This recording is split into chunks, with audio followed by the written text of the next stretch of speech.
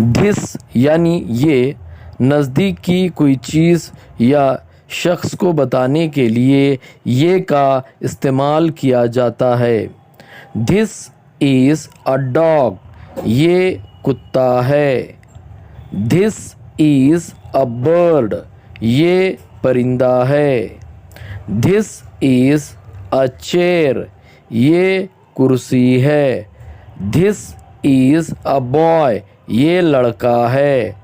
This is a girl, ये लड़की है। दिस इज़ अ बेबी, ये बच्चा है।